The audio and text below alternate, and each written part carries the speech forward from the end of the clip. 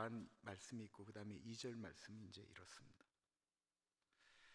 그 내용이 쭉 나오다가 이제 이 말씀이 있는데,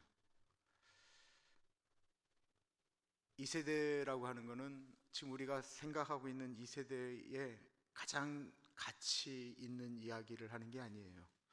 하나님 없이 살아가는 세대들이 추구하는 것을 본받지 말라는 말씀입니다. 오직 마음을 새롭게 한다라고 하는 것이 뭔 말인가? 그냥 외울 때는 그냥 외우는데, 마음을 새롭게 한다라고 하는 것은 예수님이 내 안에 주인으로 계실 때, 기존에 내가 주인으로서 생각했던 것이 아닌 예수님이 내 마음의 주인으로 계실 때에 생각하는 게 마음을 새롭게 하는 것입니다. 내 마음의 중심이 어디 있느냐를 이야기하는 거예요. 그럴 때 이 세대를 본받지 않을 수가 있기 때문에 이렇게 말씀하시는 것입니다. 그리고 이 암송이 다 나중에 이제 우리가 69절 갖고 지금 계속 들렸는데요, 암송 학교를 하려고 그래요. 그런 건 아니고요, 한 주에 2절이나 3절씩 짝을 져서 서로 암송하고, 그거를 이렇게 원하는 분들이 서로 체크한 다음에 교회로 알려주는 것입니다. 그래서 이렇게 하나님의 말씀이 이렇게 우리 가운데 있어서 때때마다 생각날 수 있도록 지금 준비 중에 있습니다. 로마서 12장 2절 우리 한번 같이 읽겠습니다. 시작.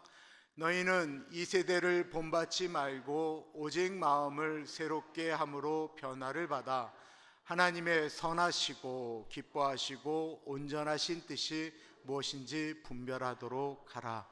외워보겠습니다.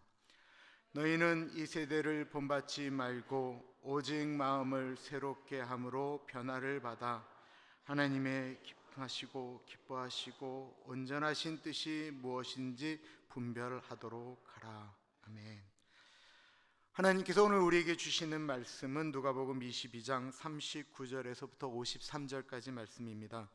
하나님의 말씀을 받들어 봉독할 때에 살아계신 하나님의 음성을 들으시기 바랍니다.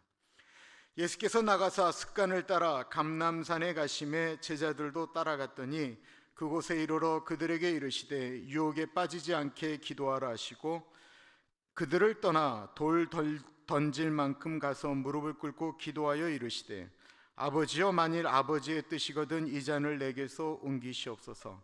그러나 내 원대로 마옵시고 아버지의 원대로 되기를 원하나이다 하나 하시니, 천사가 하늘로부터 예수께 나타나 힘을 더하더라. 예수께서 힘쓰고 애써 더욱 간절히 기도하시니 땀이 땅에 떨어지는 핏방울같이 되더라.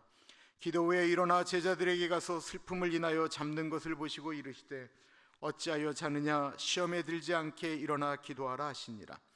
말씀하실 때에 한 무리가 오는데 12 중에 하나인 유다라 하는 자가 그들을 앞장서 와서 예수께 입을 맞추려고 가까이 하는지라. 예수께서 이르시되 유다야, 내가 입맞춤으로 인자를 파느냐 하시니, 그의 주위 사람들이 그 된 일을 보고 여짜오되 주여, 우리가 칼로 치리이까 하고, 그 중에 한 사람이 대제사장의 종을 쳐 그 오른쪽 귀를 떨어뜨린지라. 예수께서 이르시되 이것까지 참으라 하시고 그 귀를 만져 낫게 하시더라. 예수께서 그 잡으러 온 대제사장들과 성전의 경비대장들과 장로들에게 이르시되 너희가 강로를 잡는 것 같이 검과 몽치를 가지고 나왔느냐? 내가 날마다 너희와 함께 성전에 있을 때에 내게 손을 대지 아니하였도다. 그러나 이제는 너희 때요 어둠의 권세로다 하시더라. 아멘. 어떤 일을 오랫동안 반복적으로 무의식 중에 그 행동이 익숙해져서 나타나는 것, 이런 비슷한 일이 일어나면 늘 그쪽을 선택하게 되어지는 것을 가리켜 우리는 습관이라고 이야기를 합니다. 습관이라고 하는 것은 좋은 것도 있지만 안 좋은 것도 있죠. 안 좋은 습관에 대해서 대표하는 속담이 있습니다. 뭐죠? 3살 버릇이 80까지 간다라는 것입니다. 어릴 때 가진 나쁜 습관은 고치기가 어렵다라는 말입니다. 어떤 분이 목사님, 저희 남편은 외출했다 나오면 뱀처럼 허물을 벗어요 라고 말씀하셔서 이게 무슨 말씀입니까? 그랬더니 양말부터 쭉 벗고 움직인다라는 거예요. 그럼 본인이 뒤로 가면서 주면서 잔소리를 하신대요. 이게 언제쯤 끝날까요? 라고 말씀을 하셔서 제가 80이 넘어가시면 끝납니다 라고 말씀을 드렸어요. 왜요? 여든이 넘어가면 그다음부터는 그렇게 외출할 일이 별로 없어요. 어쩌다 한 번 하는 거고. 제가 우리 아버지를 보니까 그러시더라고요. 또 다른 말이 있죠.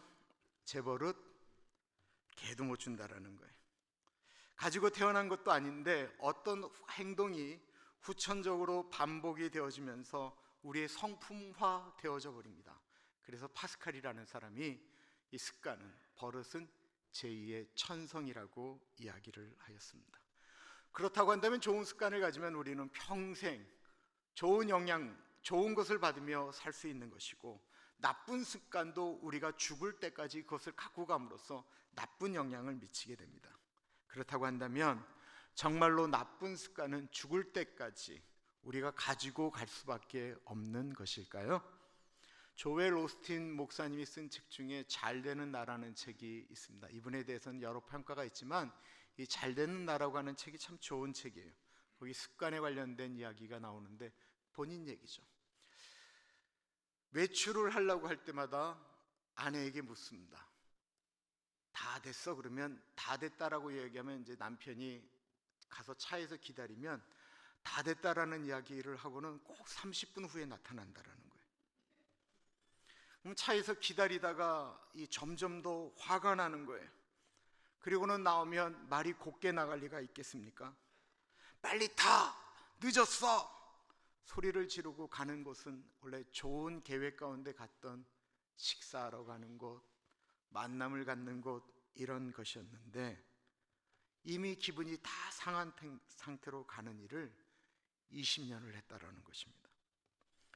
20년이 지나도록 아내는 고쳐지지 않았고 20년 지나도록 매번 소리 지르고 신경질을 내면서 두 사람은 점점 더 둘 다 버릇이 나빠지기 시작했다라는 것입니다. 그러던 어느 날 20년 동안 안 바뀌었다고 한다면 안 고쳐지는 건데 오늘은 내가 그냥 좀 참자라고 생각을 하고는 참는데 그냥 참기가 힘들어서 차 안에서 음악을 듣기 시작했대요. 처음에는 그래도 마음이 안 다스려졌는데 계속 음악을 듣다 보니까 마음이 정리가 되더랍니다. 그 다음부터는 의당이 안 나오는 줄 알고 본인이 좀 더 일찍 준비하고 그리고는 차 안에서는 음악을 듣는다라고 합니다. 나쁜 습관도 훈련되어지면 고쳐집니다.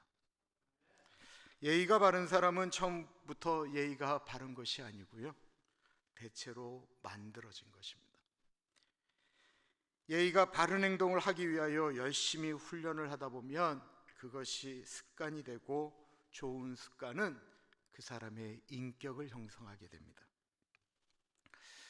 한국에 저희 교회도 몇 번 오셨던 애써기도원 농본부 이끄는 이용희 교수님을 1992년도 그분이 미국에서 한국으로 돌아오셨을 때부터 제가 한국을 떠났던 2000년까지 8년 동안을 모셨는데, 제가 처음 그분을 뵐 때 그분은 한국에서 유엔 업무를 담당하고 있었어요. UNDP라고 동남아에 있는 개발도상국 유엔 책임자로 있었어요. 그리고 교수였고 한국개발연구원 KDI 수석연구원으로 있을 때였습니다. 그러니까 이분 자체가 지위가 꽤 높은 분인데, 이분이 선교단체에서 총무로 있을 때 위에 교수님들이 오시면 꼭 밖에 나가서 교수님 차가 이렇게 나갈 때까지 45도로 인사를 하는 거예요. 근데 제가 참 뭘 저렇게까지 하나, 아부하는 것도 참 그렇다 하는데, 그분은 총무고 저는 대학생 주임 간사였기 때문에 나가면 같이 나가야죠. 그리고는 어른이 나가면 그 문을 나갈 때까지 저희가 45도로 인사를 했는데, 이게 여러 번 하다 보니까 저의 습관이 되었습니다. 그래서 교회에서도 어른들 나갈 때, 차들이 많이 나갈 때는 아니지만 대체로 나갈 때는 45도로 인사를 하고, 가능하면 차가 이렇게 다 내 눈 시야에서 벗어날 때까지는 되도록이면 그 자리를 지키려고 했던 건 내가 어려서부터 받은 훈련이 아니고요, 그 모습이 좋게 보여서 따라하다 보니까 그것이 나의 것이 되었습니다. 어른들이 식사하기 전에 숟가락 안 드는 건 훈련 때문에 되어진 것입니다. 이게 훈련이 안 된 사람은 배고픈 거 잘 못 참습니다. 이거는 선천적인 게 아니고요, 후천적으로 만들어지는 것입니다. 우리 삶에는 고치려고 해도 잘 안 고쳐지는 습관들이 있는데요. 오늘은 나쁜 습관을 고치기보다는 좋은 습관을 만드는 이야기를 해보려고 합니다. 오늘 본문 말씀은 예수님이 십자가 지시기 바로 직전에 그 전날에 일어났던 일입니다. 39절 보겠습니다. 예수께서 나가사 습관을 따라 감람산에 가시매 제자들도 따라갔더니, 예수께서 습관을 쫓아 감람산에 가셨다라고 했습니다. 이날은 예수님이 곧 잡히시던 밤이었습니다.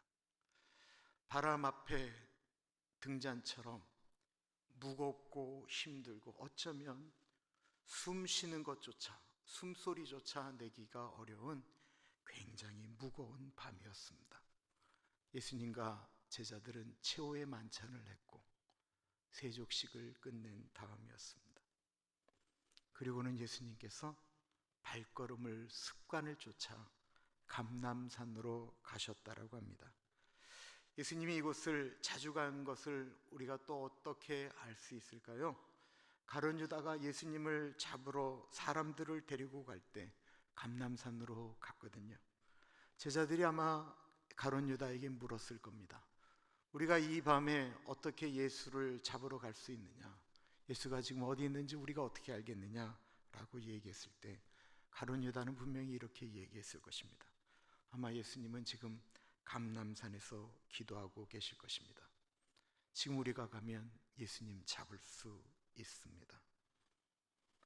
예수님이 가셨던 장소가 예수님이 평소에 무엇을 좋아하셨는지를 보여주는 것입니다. 우리가 자주 가는 곳이 우리의 습관이 드러나는 곳입니다. 시간이 나면 나는 무엇을 하고 나는 어디를 가는가? 내가 자주 가는 곳, 내가 자주 하는 것이 나의 습관입니다. 기도의 습관은 그러므로 일정한 장소를 정하는 것이 좋습니다. 사시는 곳에 잘 사용하지 않는 방, 어떠한 공간이어도 좋고요. 차를 탈 때 차 안일 수도 있습니다. 그곳에 가면 기도를 시작하는 것이 익숙해지면 저절로 그곳에 가면 기도가 시작되어집니다. 교회가 좋은 이유는 교회는 기도하기에 참 좋은 장소이기 때문에 그렇습니다. 기도는 습관입니다. 기도의 습관이 되지 않는 분들은요, 아무리 위험한 일이 생겨도 10분 이상 기도하기가 어렵습니다. 나는 오늘부터 기도하기로 했다. 그럼 기도하는 것을 한번 체크해 보십시오. 아마 잘 안 될 겁니다. 심지어는요, 예수 믿는 분들이 식사 기도하는 것도 어려울 때가 있습니다. 아버지 학교라고 있어요. 좋은 아버지 만들자라고 했던 학교인데 거기에 기도 훈련이 있습니다. 이 아버지의 정체성에 대해서 이야기하는데, 아버지는 그 집안의 육적인 가장일 뿐만 아니라 성경적으로도 영적으로도 가장이라고 거기서 가르칩니다. 그러므로 영적의 가장으로서의 그 축복의 은혜가 이 손에 있다라고 가르칩니다. 그리고 이렇게 숙제를 냅니다. 집사람에게 손을 얹고 기도해야 됩니다.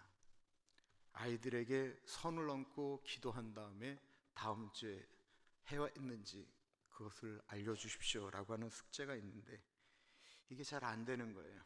제가 아버지 학교 팀장을 했는데 하시는 말씀이, 아내 머리에 손 얹고 기도하려고 하면 아내가 째려본다라는 거예요.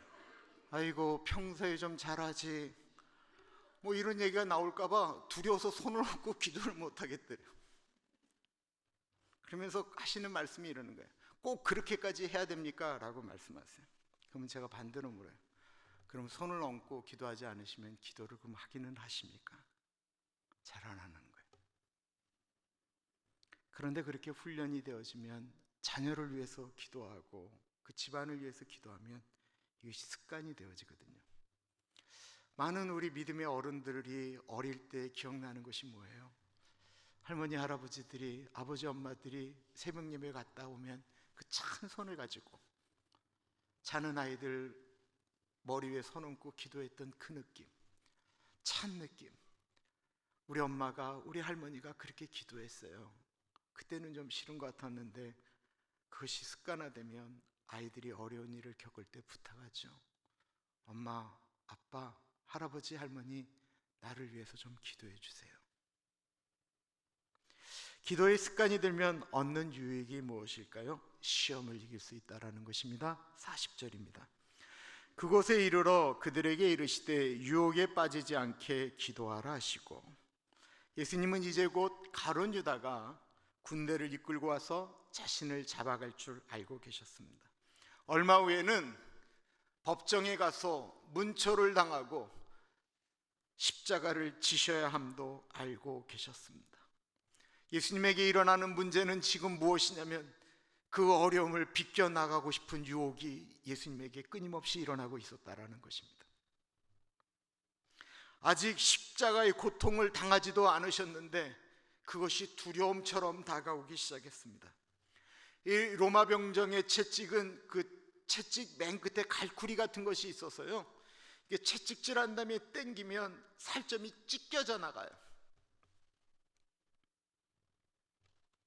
십자가를 지실 때 못 박힌 다음에 숨 한 번 쉴 때마다 갈비뼈가 끊어져 나가는 고통이 있다라고 하는 것을 예수님이 알고 계셨기 때문에 마귀가 끊임없이 예수님에게 어려움을 지금 주고 있습니다. 우리가 기도의 습관을 들여야 하는 이유는 우리가 시험에 빠질 수 있는 일들이 너무나도 많기 때문에 그렇습니다. 갑자기 아내가 너무 미울 때가 있습니다. 갑자기 남편이 너무 미울 때가 있습니다. 사람이 미워질 때가 있습니다. 내가 하는 일이 하기 싫을 때가 있습니다. 나중에는 남들이 칭찬하는 그 사람마저도 미울 때가 있습니다. 누가 좀 예의 바르게 행동하는 것을 보고 저분 참 예의가 바르다라고 얘기했더니만 그를 미워하는 분이 바로 이렇게 얘기하세요. 목사님 그거 모르세요? 저거 다 가식이에요. 그냥 싫은 거예요. 그런데 우리에게는 그런 일들이 수도 없이 특히 교회에서 일어날 수 있습니다. 누구의 모습을 꼬집어주고 싶은 욕구가 예배 후에 예배당을 나가면서 우리가 원하는 것이 아니고 마귀가 우리에게 끊임없이 그런 욕구를 준다라는 것입니다. 내가 원해서 일어나는 일이 아니에요.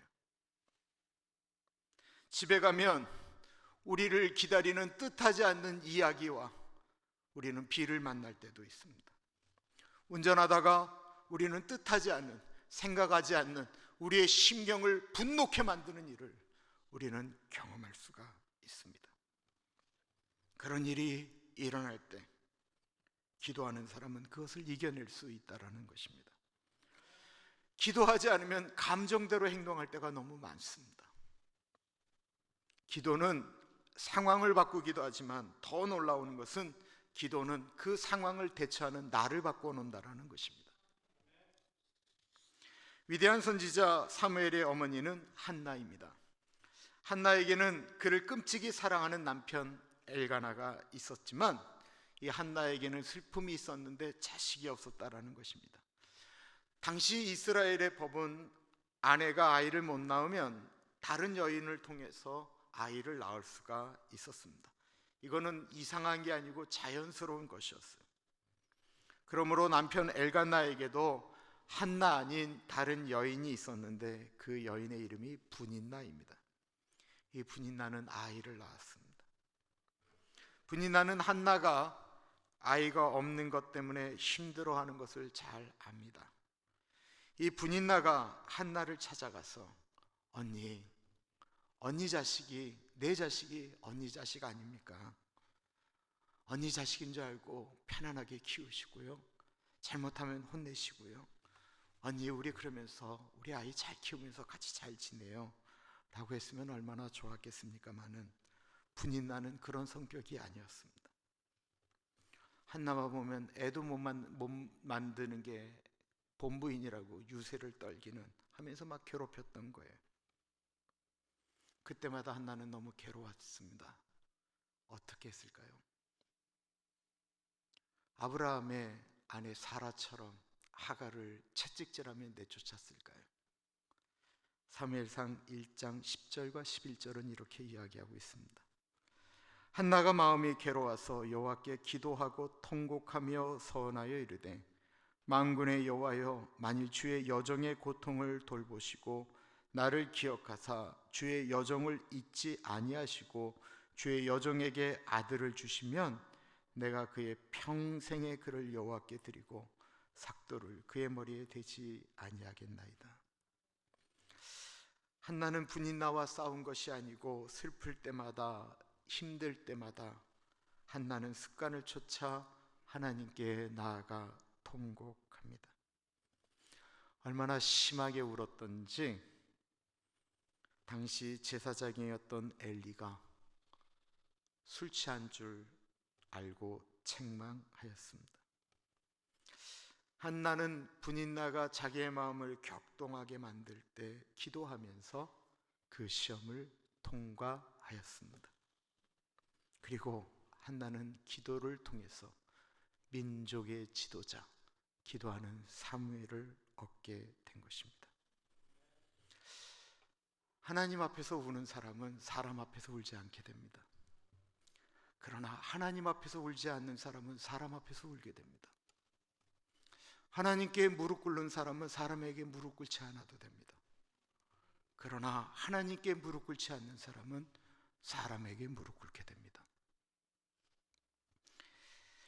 우리는 모두 기도가 좋은 것을 다 잘 알고 있습니다. 그리고 기도 오래 하는 것을 부러워합니다. 그러나 습관이 안 되면 기도가 어렵습니다.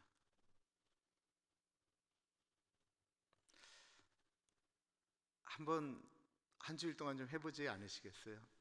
많이도 필요 없고 나는 무조건 오늘부터 하루에 10분간 일주일 동안 하루도 빠짐없이 기도해 보겠다.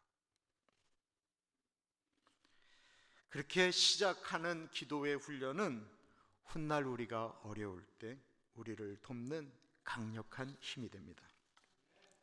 기도는 승리를 가져오기 때문에 그렇습니다. 43절, 44절이에요. 천사가 하늘로부터 예수께 나타나 힘을 더하더라. 예수께서 힘쓰고 애써 더욱 간절히 기도하시니 땀이 땅에 떨어지는 빗방울같이 되더라. 예수님은 지금 생명을 건 기도를 하고 있습니다. 그리고 우리는 예수님께서 그 기도에 승리한 것을 알고 있습니다. 나의 원대로 마옵시고 아버지의 뜻대로 하옵소서. 십자가에서 승리하신 예수님이 우리의 죄와 사망 권세를 이겨내신 것을 잘 알고 있지만 예수님의 십자가 승리는 십자가에서 죽으셨기 때문에 얻은 게 아니에요. 예수님의 십자가 승리는 그 전날 겟세마네 동산의 기도에서 이미 승리하였기 때문에 얻은 것입니다. 그러므로 우리가 기도에 승리하면 십자가의 승리는 저절로 오는 것입니다. 우리 집안에 있는 고난의 문제는 우리가 기도하면, 기도에 승리하면 풀어지게 되어 있습니다. 자녀의 문제도 기도에서 승리할 때 풀어집니다. 우리가 기도할 때 낙심할 때가 있습니다. 그런데 이 낙심이라는 말은 아주 오랫동안 끈질기게 기도한 다음에 오는 것을 얘기하는 거지, 한두 번 한 다음에 낙심했다라고 이야기하는 건 안 되는 거예요. 그리고 예수님은 누가복음 18장에 이렇게 얘기하고 계세요. 기도하다가 낙심하지 말지니. 기도하라고 하는 것은 끈질기게 하는 것입니다. 십자가를 질 때 얼마나 힘든 줄 예수님이 몰랐겠습니까? 이르시되 아버지여, 만일 아버지의 뜻이거든 이 잔을 내게서 옮기시옵소서. 그러나 내 원대로 마시옵고 아버지의 원대로 되기를 원하나이다 하시니. 누구에게 기도하고 있어요? 아버지라고 말하고 있습니다. 기도의 대상, 관계를 얘기하는 거예요. 감리교를 만드신 분은 존 웨슬리라고 우리는 잘 알고 있습니다. 존 웨슬리가 회심을 한 다음에 이렇게 기록하였습니다.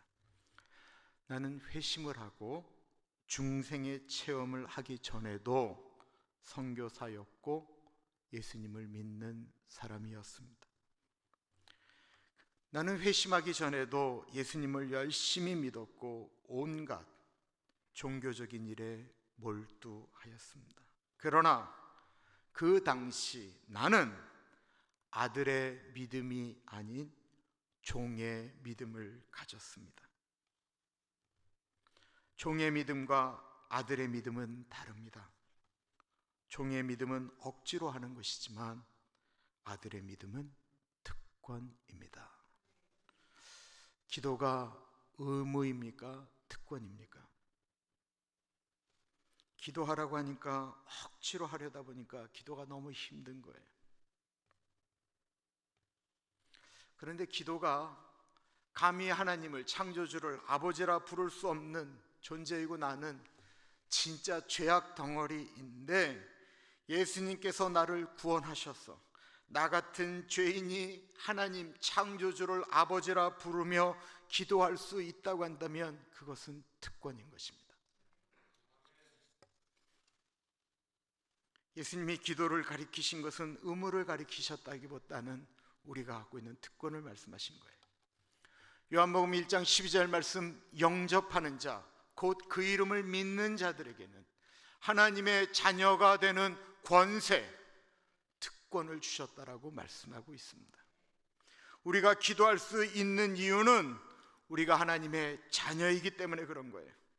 우리 것은, 기도는 그러므로 우리만이 누릴 수 있는 특권이고 그 특권을 의무라고 생각을 하니까 기도하기가 어려운 것뿐입니다. 기도하는 사람은 승리합니다. 그러기 위해서는 우리는 기도하는 습관을 가져야만 합니다.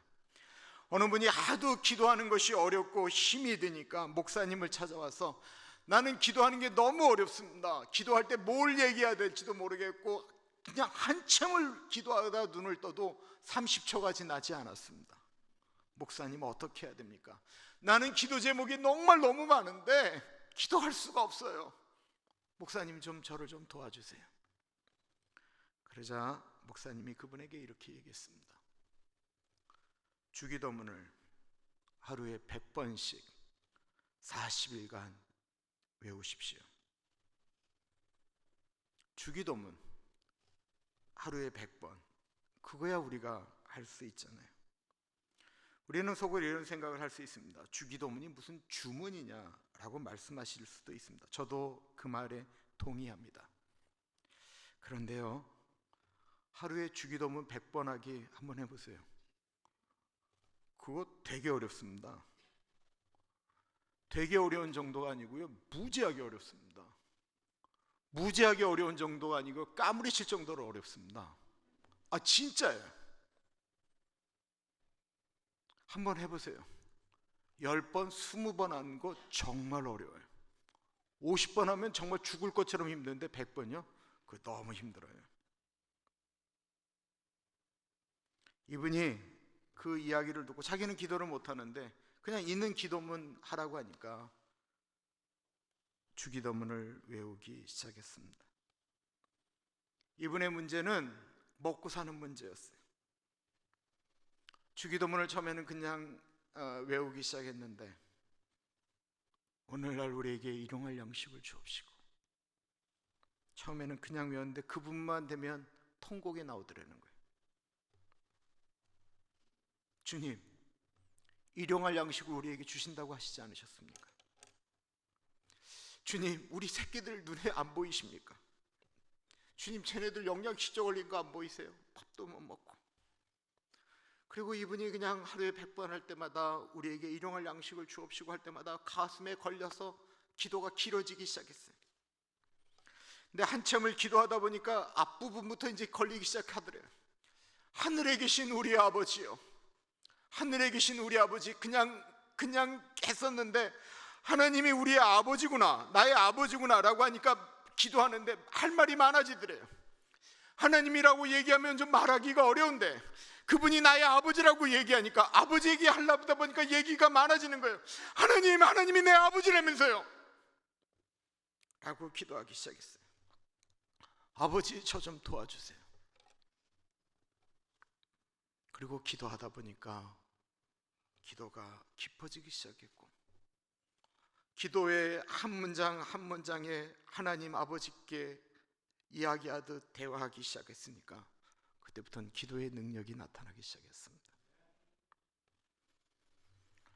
우리가 하나님을 아버지라 부르는 것은 우리의 특권입니다. 기도에 자신이 없으시면, 나는 기도가 훈련이 안 되어져 있다고 한다면 주기도문을 외우십시오. 천천히. 하늘에 계신 우리 아버지요. 주기도문은 폐회용 기도가 아닙니다. 기도는 우리에게 주신 특권입니다. 기도는 절대로 그냥 되어지지 않습니다.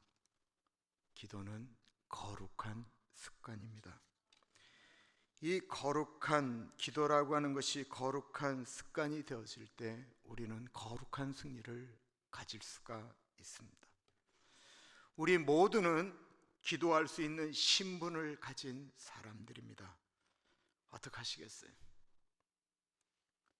이 좋은 특권을 가진 우리, 그 특권을 누릴 수 있는 거룩한 습관에 한번 도전해 보시지 않으시겠습니까? 하루에 10분씩 하나님을 아버지라 부르며 내 문제를 알아보시지 않으시겠습니까?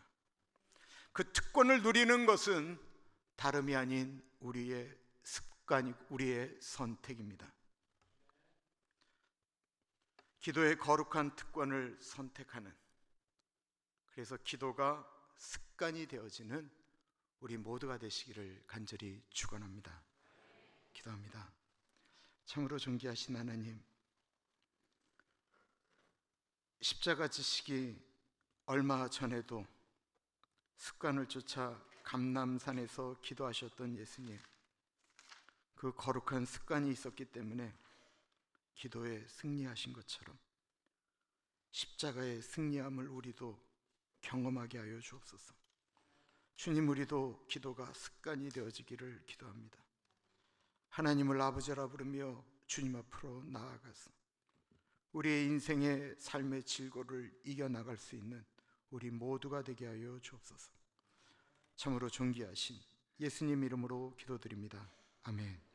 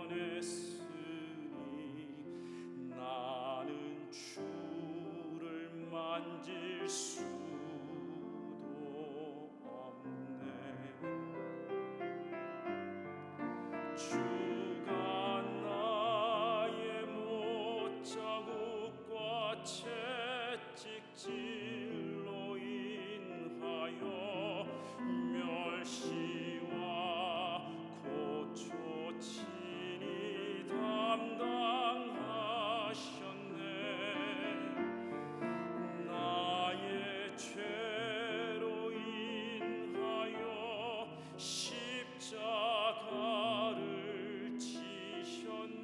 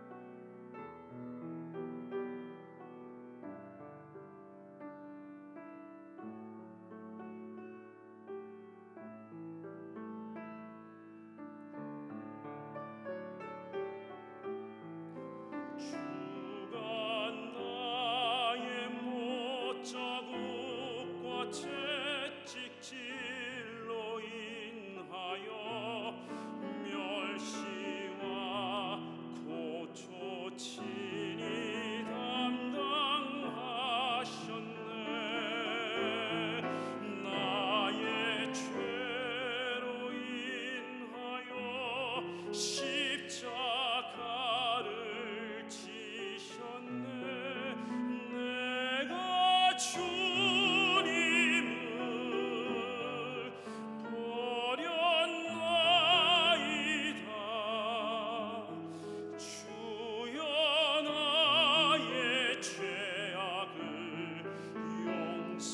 용서하소서. 나의 죄로 인하여 십자가를 지셨네. 내가 주님을 버렸나이다.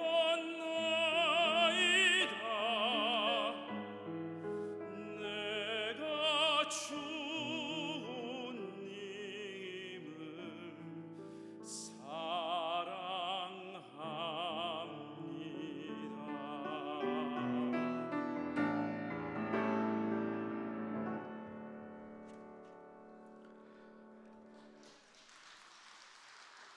참으로 존귀하신 하나님 아버지, 하나님께 드리는 예물 가운데 갇혀 주시고 하나님, 이 예물이 주님의 나라를 위하여 아름답게 사용되어질 수 있도록 은혜 주시기를 간절히 기도합니다.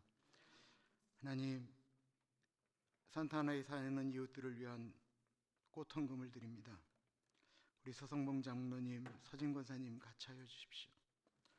우리 청환 형제, 수연 자매, 은경 자매, 로버트, 지수 가운데 같이하여 주시고 하나님, 프란시스, 멕시코, 강희, 한비, 하나님 아버지, 아이들에게 만남의 축복을 주시기를 기도드립니다.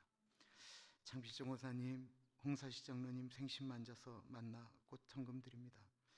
우리 장필정 권사님 홀로 계시는 것 같지만 그곳에 예수님께서 동행하여 주시고 은혜 주시기를 기도합니다. 하나님, 우리 홍사시 장로님 같이하여 주시고 장로님 강건하게 인도하여 주옵소서. 우리 용석 형제, 정미자매, 루크, 시몬 가운데 같이하여 주셔서 아버지에게, 할아버지에게 위로가 되는 삶 살 수 있도록 은혜 주시기를 기도드립니다.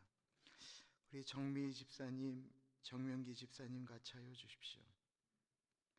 아이들을 보는데 어렵지 않도록 체력도 주시기를 기도드리고, 사랑의 하나님, 자녀들 모두 각기의 자리에서 하나님의 자녀들답게 살아갈 수 있도록 은혜 주시되, 우리 아연이, 우리 이연이, 지연이 아이들 모두 만남의 축복 가운데 자라나며 경험해야 될 일들을 경험할 수 있도록 은혜 나리여 주옵소서. 존귀하신 예수님 이름으로 감사하며 기도합니다. 아멘. 그 자리에서 일어나겠습니다.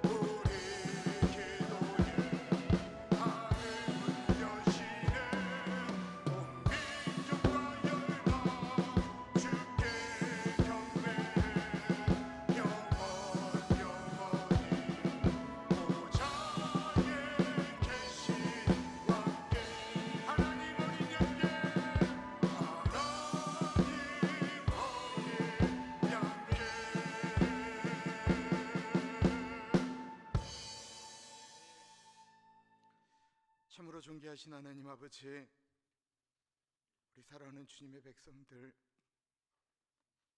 하나님 아버지, 주님의 전을 나갈 때에 건물은 산타하나시에 그대로 있지만 우리의 가슴 속에는 살아계신 하나님 아버지, 우리를 위하여 죽으신 예수 그리스도, 지금도 역사하시는 성령 하나님 품고 나아갈 수 있도록 하나님 아버지 은혜 내려 주옵소서. 교회 생활을 오래 했는데, 말씀을 오래 들었는데, 기도는 해보았는데 아직도 하나님이 살아계신지 모르는 분들에게 주님 만져주옵소서. 하나님 어떤 계기를 통해서든지 살아계신 하나님을 만날 수 있도록 하나님 은혜 주시기를 기도합니다. 하나님 아버지, 광야 같은 세상이라고 하셨습니다. 하나님, 그 광야 같은 세상 가운데서도 우리가 살아갈 수 있는 이유는 주의 지팡이와 막대기가 우리를 안위하신다라고 말씀하셨기 때문입니다. 높은 산이나 거친 들이나 초막이나 궁궐이나 내주에서 모신 그곳이 그 어디나 하늘나라라고 하셨사오니 하나님, 우리가 거하는 곳을 하나님의 나라로 만들어 주옵소서. 우리 사랑하는 어르신들 한 분 한 분 가운데 같이 하여 주십시오. 우리가 내일을 일을 알지 못하는 안개와 같은 존재들입니다. 숨쉬고 살아계시는 동안 일어서시는 것이나 앉는 것이나 눕는 것이나 화장실 가는 것이나 말씀하시는 것이나 듣는 것이나 식사하는 것들 가운데 같이 하여 주시고 온전하게 하셨다가 하나님 아버지 부르실 때에는 잠든 듯 돌아가실 수 있는 은혜를 허락하여 주옵소서. 하나님 아버지, 김영민 장로님 받으신 하나님 아버지, 그 가족 가운데 같이 하여 주시고 하늘의 위로를 허락하여 주옵소서. 사랑의 하나님 아버지, 우리가 일하는 일터와 만나는 분들 가운데 같이 하여 주십시오. 우리를 그리스도의 편지요 너희는 그리스도의 향기라고 하셨사오니 아버지, 우리가 무슨 일을 하든 누구를 만나든 죽게 하듯 할 수 있는 은혜를 허락하여 주옵소서. 사순절을 보내고 있습니다. 십자가의 사건이 2000년 전의 사건이 아닌 오늘 나의 사건으로, 나를 위한 사건으로 되새겨지는 사순절 되게 하여 주시고, 너희가 한시도 나와 깨 있어 기도할 수 없더냐 말씀하셨던 외로운 예수님 앞에 주님, 제가 주님과 대화하겠습니다. 이 고난의 시간 주님, 내가 주님 곁에 있겠습니다. 기도하겠습니다. 이렇게 다시 한번 다짐하는 사랑하는 주의 백성들 가운데 같이 하여 주옵소서. 지금은 우리 주 예수 그리스도의 은혜와 우리를 너무나도 사랑하셔서 하나밖에 없는 아들을 넉넉하게 보내주신 하나님 아버지 그 크신 사랑하심과 성령 하나님 감화감동 역사 충만 교통하심의 놀라운 은혜가 아버지, 기도의 거룩한 습관을 갖겠습니다. 다시 한번 다짐하는 사랑하는 주의 백성들 머리 위에 지금으로부터 영원토록 같이 하시길 간절히 축원하옵나이다. 아멘.